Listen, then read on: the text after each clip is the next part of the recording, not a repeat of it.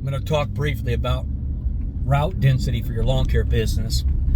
This is really for you newer guys. Some of you older guys could benefit from this too, that have been in it for a while. One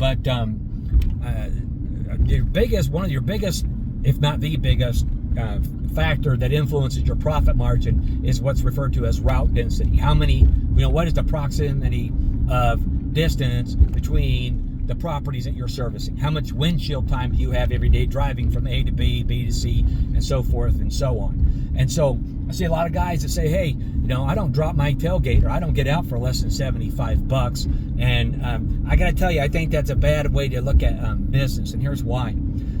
Let's say that I'm out mowing one day for 8 hours and I mow 5 lawns, and they're decent sized lawns, and let's just say they're all $50. So 8 times 5 is what? It's $400. I made $400. Now, that is with a $50 minimum mentality, and understanding that I've got drive time, okay? I take some time, I get caught in traffic here or there, or whatever, or the distance, whatever.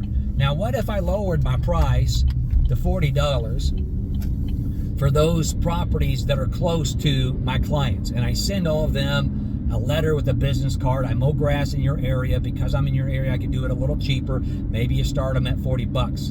And so let's say now you do 15 yards in a day at $40 instead of the 8 at 50. Now, you're going to end up making more money over the course of time in the same amount of time. And also, in addition to that, by lowering your price in that particular circumstance, but also in addition to that, you put less mileage on your truck, less mileage on your trailer, you're burning less gas, and you're just overall more productive. So you really have to regularly reach out to the neighbors, and I'm not saying hound them all the time. Reach out to them once each season. If they don't respond to you, they don't respond. But if you put a business card in there, they may hold on to it. And it also could be, it might not turn into a regular customer, but they might turn into the type of customer that calls you 3, 4, 5 times over the course of a year to mow the lawn. And in those circumstances, I always consider that candy money.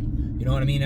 It's not a part of my schedule. I'm going to fit them in. And you get to a point where maybe you can't fit them in. But the point is, you can grow tremendously this way and see your mileage on your truck not go up as fast. You're not spending as much money, shooting fumes out the tailpipe of your truck.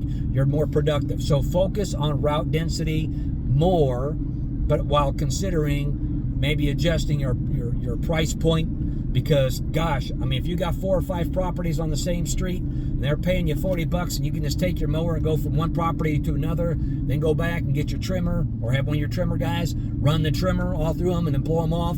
You're out of that place in quick, in no time. And you can, some of these lawns, you can knock out 3, 4, 5 lawns in an hour. And if you're getting paid $40 a pop, at 5 lawns, that's $200. It's something worth considering. So think outside of the box, and don't think that you have to have a minimum all the time. There are times where your minimum is beneficial, and there are times when it's not. And when it comes to route density, it's something worth considering, having some give, so to speak, in that minimum, so you can ultimately make more money.